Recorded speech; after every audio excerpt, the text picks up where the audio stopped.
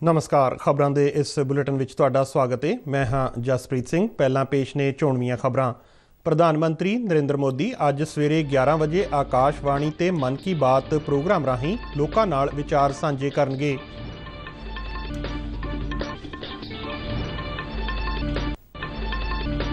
मुख्यमंत्री चरणजीत सिंह चन्नी ने यूक्रेन विच फसे पंजाबियों की सुरक्षित वापसी संबंधी प्रधानमंत्री नरेंद्र मोदी नाल गलबात की।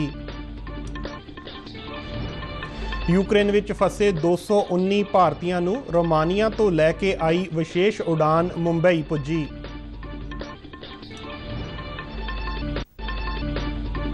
पल्स पोलियो मुहिम तहत अज तो 5 साल तक की उम्र के बच्चों नूं पिलाईयां जाणगियां पोलियो दीयां बूंदां।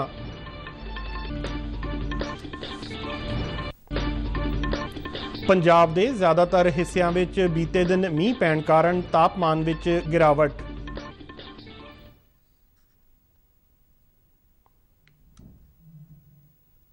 ते हुण खबरां विस्तार नाल। प्रधानमंत्री नरेंद्र मोदी अज सवेरे 11 बजे आकाशवाणी ते मन की बात प्रोग्राम राहीं लोकां नाल अपने विचार साझे करनगे। इस प्रोग्राम का आकाशवाणी अते दूरदर्शन के समुचे नैटवर्क ते प्रसारण किया जाएगा। इस तो इलावा मन की बात प्रोग्राम नूं प्रधानमंत्री दफ्तर, सूचना ते प्रसारण मंत्राला, दूरदर्शन अते आकाशवाणी समाचार के यूट्यूब चैनलों ते भी प्रसारित किया जाएगा। डी पंजाबी ते प्रोग्राम दे हिंदी प्रसारण तो तुरंत बाद पंजाबी भाषा विच प्रसारण होवेगा। पंजाबी विच इसदा मुड़ प्रसारण रात 8 बजे किया जाएगा।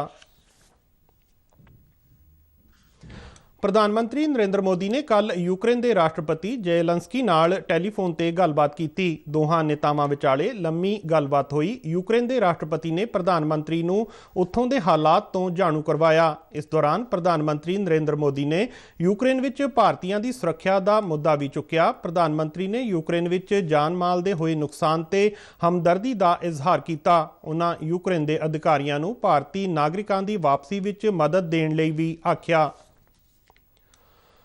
पंजाब के मुख्यमंत्री चरणजीत सिंह चन्नी ने यूक्रेन विच फसे पंजाबियों की सुरक्षित वापसी नूं लैके प्रधानमंत्री नरेंद्र मोदी नाल टैलीफोन ते गलबात की। मुख्यमंत्री ने पत्रकारां नाल गलबात करदिआं दस्सिया कि पंजाब सरकार यूक्रेन विच फसे समूह पंजाबियों नूं लैके चिंतित है। उन्हां कहा कि इस संबंधी उन्हां वल्लों विदेश मंत्री डॉक्टर एस जयशंकर नूं चिट्ठी भी लिखी गई है। मुख्यमंत्री ने दस्सिया कि उन्हां वल्लों प्रधानमंत्री मोदी नूं पंजाबी विद्यार्थियों की वापसी लई तुरंत ढुकवें प्रबंध करन दी अपील की गई है। उन्हां पंजाब सरकार वल्लों जारी किए गए हैल्पलाइन नंबरां बारे भी जानकारी सांझी की। मुख्यमंत्री ने यूक्रेन विच फसे विद्यार्थियों नूं सलाह दी है कि वह भारतीय दूतघर नाल संपर्क विच रहण अते अपने लोड़ींदे दस्तावेज अपने कोल रखण। यूक्रेन विच फसे 219 भारतीयों नूं रोमानिया तो लैके आई एयर इंडिया की विशेष उड़ान बीती रात मुंबई पुजी। मुंबई के छत्रपति शिवाजी हवाई अड्डे ते उतरन मगरों यूक्रेन तो परते भारतीयों का निघा स्वागत किया गया। विदेश मंत्री डॉक्टर एस जयशंकर ने हवाई अड्डे पहुंच के इन्हां भारतीय नागरिकों की सुरक्षित वापसी ते संतुष्टि जाहिर की। उन्होंने ट्वीट करके कहा कि ऑपरेशन गंगा तहत भारतीय नागरिकों को यूक्रेन तो वापस लिया जा रहा है। उन्होंने दस्सिया कि यूक्रेन विच बाकी रहिंदे भारतीयों को वतन वापस लियाउण लई भारत दीआं टीमां 24 घंटे जमीनी पद्धर ते काम कर रही ने अते वो निजी तौर पर सारी प्रक्रिया की देख रेख कर रहे हैं। विदेश मंत्री डॉक्टर एस जयशंकर ने रोमानिया के हम अहुदा बोगदान ओरेस्कू नाल सहयोग की विशेष तौर पर धन्नवाद किया। भारतीय विद्यार्थियों अते कामियां नूं लैके दूजी विशेष उड़ान अज नवीं दिल्ली पुजेगी। केंद्रीय वणज अते सनत मंत्री पीयूष गोयल ने कहा कि सरकार यूक्रेन विच फसे भारतीयों नूं सुरक्षित वापस लियाउण लई वचनबद्ध है अते इस दिशा विच हरेक लोड़ींदा कदम चुक्या जा रहा है। गोयल ने ट्वीट करदिआं कहा कि यूक्रेन विच भारतीयों की सुरक्षा की निगरानी प्रधानमंत्री नरेंद्र मोदी की देखरेख हेठ की जा रही है। उन्होंने कहा कि भारत सरकार लई यह मसला बेहद तरजीही है। गोयल ने सरकार वल्लों कीते गए यत्नां की जानकारी दिंदिआं कहा कि कौमांतरी पद्धर ते आलमी नेतावां नाल गलबात की जा रही है अते भारतीयों की वापसी लई सारे स्रोतां ते काम किया जा रहा है। इसे दौरान पीयूष गोयल ने मुंबई पहुंचे विद्यार्थियों नाल गलबात की अते यूक्रेन विच विद्यार्थियों की स्थिति बारे जानकारी हासिल की। ਸੰਯੁਕਤ ਰਾਸ਼ਟਰ ਦੀ ਸੁਰੱਖਿਆ ਪਰਿਸ਼ਦ ਵਿੱਚ ਰੂਸ ਖਿਲਾਫ ਲਿਆਂਦੇ ਗਏ ਪ੍ਰਸਤਾਵ ਤੇ ਭਾਰਤ ਦੀ ਸਥਿਤੀ ਦੀ ਰੂਸ ਨੇ ਸ਼ਲਾਘਾ ਕੀਤੀ ਹੈ। 25 ਫਰਵਰੀ ਨੂੰ ਸੁਰੱਖਿਆ ਪਰਿਸ਼ਦ ਵਿੱਚ ਅਮਰੀਕਾ ਵੱਲੋਂ ਯੂਕਰੇਨ ਤੇ ਹਮਲੇ ਨੂੰ ਲੈ ਕੇ ਰੂਸ ਦੇ ਖਿਲਾਫ ਪ੍ਰਸਤਾਵ ਪੇਸ਼ ਕੀਤਾ ਗਿਆ ਸੀ, ਜਿਸ ਨੂੰ ਰੂਸ ਨੇ ਵੀਟੋ ਕਰ ਦਿੱਤਾ ਸੀ। ਭਾਰਤ, ਚੀਨ ਅਤੇ ਸੰਯੁਕਤ ਅਰਬ ਅਮਰਾਤ ਮਤੇ ਤੇ ਵੋਟਿੰਗ ਦੌਰਾਨ ਸਮਾਨਤਾ ਦੀ ਪਹੁੰਚ ਅਪਣਾਉਂਦਿਆਂ ਗੈਰ ਹਾਜ਼ਰ ਰਹੇ ਸਨ। ਭਾਰਤ ਵਿਚਲੇ ਰੂਸੀ ਦੂਤਘਰ ਵੱਲੋਂ ਕੀਤੇ ਗਏ ਟਵੀਟ ਵਿੱਚ ਕਿਹਾ ਗਿਆ ਕਿ ਭਾਰਤ ਨਾਲ ਵਿਸ਼ੇਸ਼ ਅਤੇ ਮਹੱਤਵਪੂਰਨ ਰਣਨੀਤਿਕ ਭਾਈਵਾਲੀ ਤਹਿਤ ਰੂਸ ਯੂਕਰੇਨ ਸੰਬੰਧੀ ਗੱਲਬਾਤ ਦਾ ਸਿਲਸਿਲਾ ਜਾਰੀ ਰੱਖਣ ਲਈ ਵਚਨਬੱਧ ਹੈ। ਰੱਖਿਆ ਮੰਤਰੀ ਰਾਜਨਾਥ ਸਿੰਘ ਨੇ ਕਿਹਾ ਹੈ ਕਿ ਭਾਰਤ ਵੱਧ ਰਹੀ ਤਾਕਤ ਨੂੰ ਵਿਸ਼ਵ ਦੀ ਭਲਾਈ ਲਈ ਵਰਤਣ ਦਾ ਇੱਛੁਕ ਹੈ। ਦਿੱਲੀ ਯੂਨੀਵਰਸਿਟੀ ਦੀ 98ਵੀਂ ਸਾਲਾਨਾ ਕਨਵੋਕੇਸ਼ਨ ਨੂੰ ਸੰਬੋਧਨ ਕਰਦਿਆਂ ਰਾਜਨਾਥ ਸਿੰਘ ਨੇ ਕਿਹਾ ਕਿ ਬੇਸ਼ੱਕ ਭਾਰਤ ਦੀ ਤਾਕਤ ਵੱਧ ਰਹੀ ਹੈ, ਪਰ ਭਾਰਤ ਇਸ ਤਾਕਤ ਦੀ ਵਰਤੋਂ ਕਿਸੇ ਨੂੰ ਡਰਾਉਣ ਲਈ ਨਹੀਂ ਕਰੇਗਾ। ਸਰਕਾਰ ਵੱਲੋਂ ਉਦਮਤਾ ਨੂੰ ਉਤਸ਼ਾਹਿਤ ਕਰਨ ਲਈ ਕੀਤੀਆਂ ਗਈਆਂ ਪਹਿਲ ਕਦਮੀਆਂ ਦਾ ਜ਼ਿਕਰ ਕਰਦਿਆਂ ਰਾਜਨਾਥ ਸਿੰਘ ਨੇ ਕਿਹਾ ਕਿ ਬੀਤੇ 7 ਸਾਲਾਂ ਵਿੱਚ ਸਟਾਰਟਅਪ ਈਕੋਸਿਸਟਮ ਨੂੰ ਮਜ਼ਬੂਤ ਕੀਤਾ ਗਿਆ ਹੈ, ਜਿਸ ਸਦਕਾ ਦੇਸ਼ ਵਿੱਚ ਸਟਾਰਟਅਪ ਦੀ ਗਿਣਤੀ ਬੀਤੇ 7 ਸਾਲਾਂ ਵਿੱਚ 500 ਤੋਂ ਵੱਧ ਕੇ 60,000 ਤੱਕ ਪਹੁੰਚ ਗਈ ਹੈ। ਯੁਵਾ ਸ਼ਕਤੀ ਨੂੰ ਦੇਸ਼ ਦਾ ਬਿਹਤਰੀਨ ਸਰੋਤ ਦੱਸਦਿਆਂ ਉਨ੍ਹਾਂ ਕਿਹਾ ਕਿ ਦੇਸ਼ ਭਵਿੱਖ ਵਿੱਚ ਇਸੇ ਸ਼ਕਤੀ ਤੇ ਨਿਰਭਰ ਕਰੇਗਾ। ਨਵੀਨਤਾ, ਖੋਜ ਅਤੇ ਨਵੇਂ ਵਿਚਾਰਾਂ ਦੀ ਲੋੜ ਤੇ ਜ਼ੋਰ ਦਿੰਦਿਆਂ ਰਾਜਨਾਥ ਸਿੰਘ ਨੇ ਕਿਹਾ ਕਿ ਸਰਕਾਰ ਨੇ ਇਸ ਦਿਸ਼ਾ ਵਿੱਚ ਕਈ ਕਦਮ ਉਠਾਏ ਨੇ। ਰਾਸ਼ਟਰਵਿਆਪੀ ਪਲਸ ਪੋਲੀਓ ਮੁਹਿੰਮ ਅੱਜ ਸ਼ੁਰੂ ਹੋ ਰਹੀ ਹੈ, ਜਿਸ ਹੇਠ 5 ਸਾਲ ਤੋਂ ਘੱਟ ਉਮਰ ਦੇ ਬੱਚਿਆਂ ਨੂੰ ਪੋਲੀਓ ਤੋਂ ਬਚਾਅ ਦੀ ਖੁਰਾਕ ਦਿੱਤੀ ਜਾਵੇਗੀ। ਕੇਂਦਰੀ ਸਿਹਤ ਤੇ ਪਰਿਵਾਰ ਭਲਾਈ ਮੰਤਰੀ ਡਾਕਟਰ ਮਨਸੁਖ ਮਾਂਡਵੀਆ ਨੇ ਕੱਲ੍ਹ ਦਿੱਲੀ ਦੇ ਨਿਰਮਾਣ ਭਵਨ ਵਿੱਚ ਇੱਕ ਸਮਾਗਮ ਦੌਰਾਨ 5 ਸਾਲ ਤੋਂ ਘੱਟ ਉਮਰ ਦੇ ਬੱਚਿਆਂ ਨੂੰ ਪੋਲੀਓ ਖੁਰਾਕ ਪਿਲਾਈ। ਉਹਨਾਂ ਨੇ ਦੇਸ਼ ਵਾਸੀਆਂ ਨੂੰ ਪਲਸ ਪੋਲੀਓ ਮੁਹਿੰਮ ਦੀ ਕਾਮਯਾਬੀ ਵਿੱਚ ਆਪਣਾ ਸਰਗਰਮ ਯੋਗਦਾਨ ਦੇਣ ਦੀ ਅਪੀਲ ਕੀਤੀ। ਦੇਸ਼ ਵਿੱਚ 2011 ਮਗਰੋਂ ਪੋਲੀਓ ਦਾ ਕੋਈ ਮਾਮਲਾ ਨਹੀਂ ਮਿਲਿਆ ਹੈ। ਵਿਸ਼ਵ ਸਿਹਤ ਸੰਗਠਨ ਨੇ 2014 ਵਿੱਚ ਭਾਰਤ ਨੂੰ ਪੋਲੀਓ ਮੁਕਤ ਦੇਸ਼ ਐਲਾਨਿਆ ਸੀ, ਪਰ ਇਸ ਦੇ ਬਾਵਜੂਦ ਸਰਕਾਰ ਲਗਾਤਾਰ ਗੰਭੀਰ ਹੈ। ਇਸ ਲਈ ਸਰਕਾਰ ਵੱਲੋਂ ਹਰ ਸਾਲ ਫਰਵਰੀ ਮਹੀਨੇ ਵਿੱਚ ਪਲਸ ਪੋਲੀਓ ਦੀ ਵਿਸ਼ੇਸ਼ ਮੁਹਿੰਮ ਚਲਾਈ ਜਾਂਦੀ ਹੈ। ਪੰਜਾਬ ਵਿੱਚ 3 ਦਿਨਾਂ ਵਿਸ਼ੇਸ਼ ਪਲਸ ਪੋਲੀਓ ਮੁਹਿੰਮ ਦੌਰਾਨ ਸਿਹਤ ਕਾਮਿਆਂ ਵੱਲੋਂ 5 ਸਾਲ ਤੱਕ ਦੀ ਉਮਰ ਦੇ 31 ਲੱਖ ਬੱਚਿਆਂ ਨੂੰ ਪੋਲੀਓ ਰੋਕੂ ਬੂੰਦਾਂ ਪਿਲਾਈਆਂ ਜਾਣਗੀਆਂ। ਇਸ ਵਾਸਤੇ ਪਹਿਲੇ ਦਿਨ 27 ਫਰਵਰੀ ਨੂੰ 14,468 ਪੋਲੀਓ ਬੂਥ ਲਗਾਏ ਜਾਣਗੇ, ਜਦਕਿ ਅਗਲੇ ਦਿਨ 26,741 ਟੀਮਾਂ ਘਰੋਂ ਘਰੀ ਜਾ ਕੇ ਬੱਚਿਆਂ ਨੂੰ ਇਹ ਬੂੰਦਾਂ ਪਿਲਾਉਣਗੀਆਂ।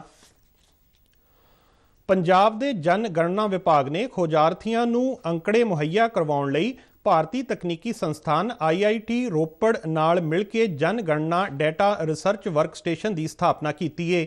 ਇਹ ਵਰਕ ਸਟੇਸ਼ਨ ਪਿੰਡ ਤੋਂ ਲੈ ਕੇ ਕੌਮੀ ਪੱਧਰ ਤੱਕ ਦੇ ਸਟੀਕ ਅੰਕੜੇ ਪ੍ਰਦਾਨ ਕਰੇਗਾ।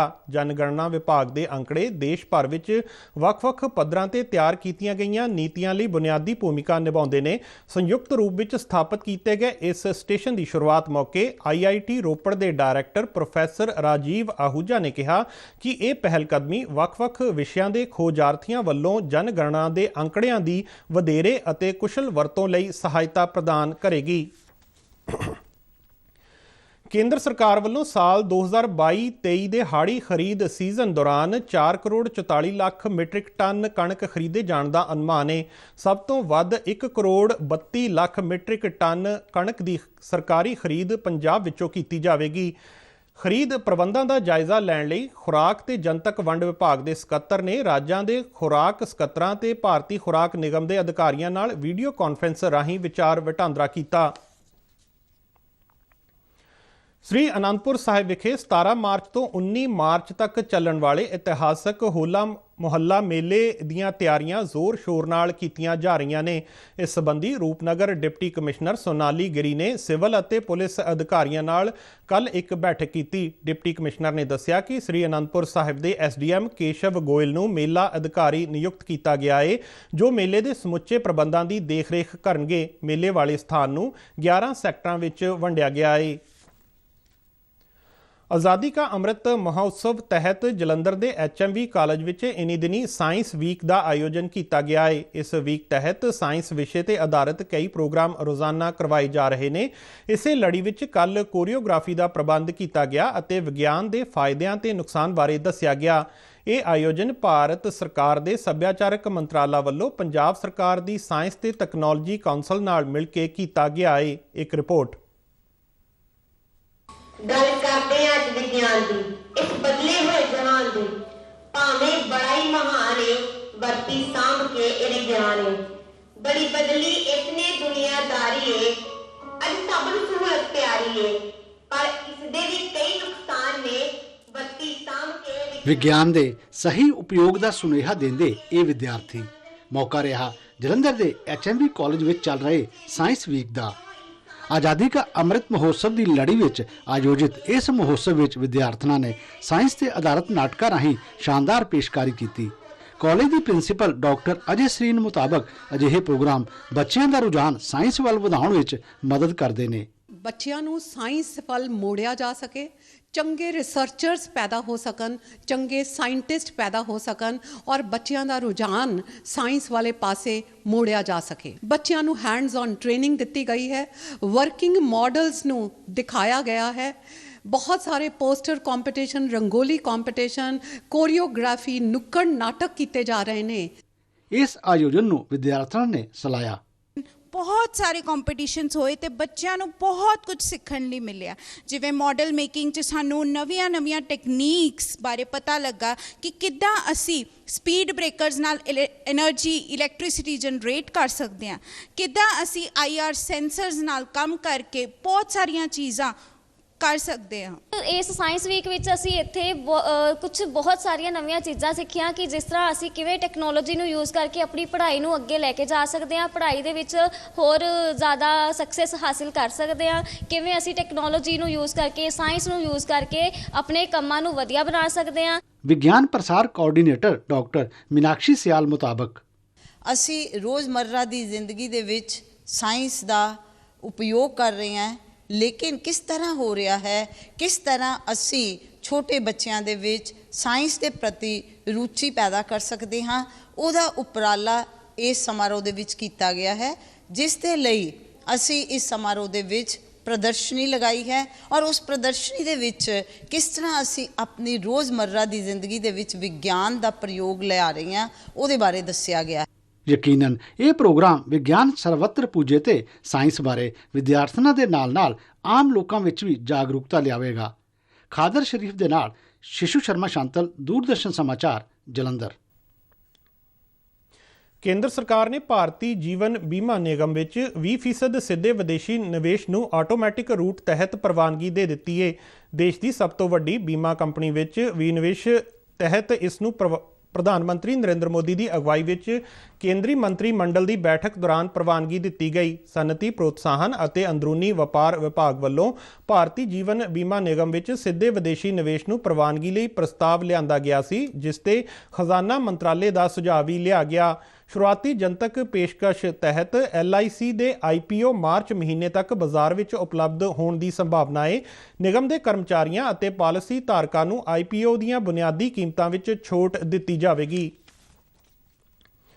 उत्तर प्रदेश ਵਿੱਚ 5वें ਗੇੜ ਦੀਆਂ ਵਿਧਾਨ ਸਭਾ ਚੋਣਾਂ ਲਈ 61 ਸੀਟਾਂ ਤੇ ਅੱਜ ਵੋਟਾਂ ਪਵਾਈਆਂ ਜਾ ਰਹੀਆਂ ਨੇ। ਵੋਟਿੰਗ ਪ੍ਰਕਿਰਿਆ ਸਵੇਰੇ 7 ਵਜੇ ਸ਼ੁਰੂ ਹੋਈ ਜੋ ਸ਼ਾਮ 6 ਵਜੇ ਤੱਕ ਚੱਲੇਗੀ। 12 ਜ਼ਿਲ੍ਹਿਆਂ ਦੀਆਂ 61 ਵਿਧਾਨ ਸਭਾ ਸੀਟਾਂ ਲਈ ਕੁੱਲ 692 ਉਮੀਦਵਾਰ ਚੋਣ ਮੈਦਾਨ ਵਿੱਚ ਨੇ, ਜਿਨ੍ਹਾਂ ਵਿੱਚ 90 ਮਹਿਲਾ ਉਮੀਦਵਾਰ ਨੇ। ਪ੍ਰਤਾਪਪੁਰ ਵਿਧਾਨ ਸਭਾ ਸੀਟ ਤੋਂ ਸਭ ਤੋਂ ਜ਼ਿਆਦਾ 25 ਉਮੀਦਵਾਰ ਚੋਣ ਮੈਦਾਨ ਵਿੱਚ ਡਟੇ ਹੋਏ ਨੇ। ਚੋਣ ਕਮਿਸ਼ਨ ਨੇ ਇੱਕ ਪੋਲਿੰਗ ਸਟੇਸ਼ਨ ਤੇ 1250 ਵੋਟਰਾਂ ਦੀ ਗਿਣਤੀ ਨਿਰਧਾਰਿਤ ਕੀਤੀ ਹੈ, ਜੋ ਕਿ ਪਿਛਲੀ ਵਾਰ 1500 ਸੀ।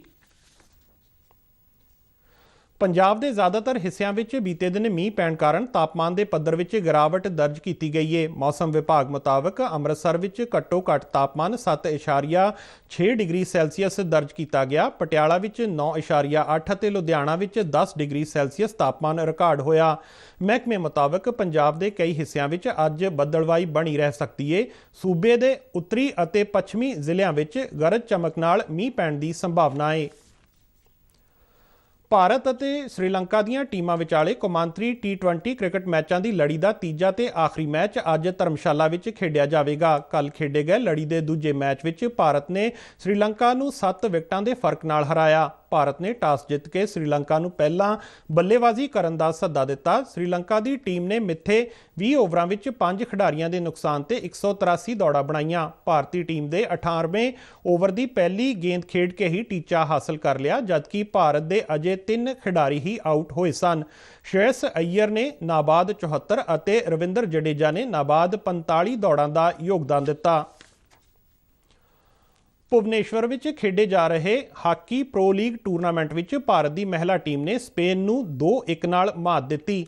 ਹਾਫ ਟਾਈਮ ਤੱਕ ਦੋਵੇਂ ਟੀਮਾਂ 1-1 ਗੋਲ ਦੀ ਬਰਾਬਰੀ ਤੇ ਸਨ, ਜਿਸ ਫਰਕ ਨੂੰ ਬਾਅਦ ਵਿੱਚ ਭਾਰਤੀ ਟੀਮ ਨੇ 2-1 ਵਿੱਚ ਤਬਦੀਲ ਕਰ ਦਿੱਤਾ। ਭਾਰਤ ਵੱਲੋਂ ਜੋਤੀ ਅਤੇ ਨੇਹਾ ਨੇ 1-1 ਗੋਲ ਕੀਤਾ।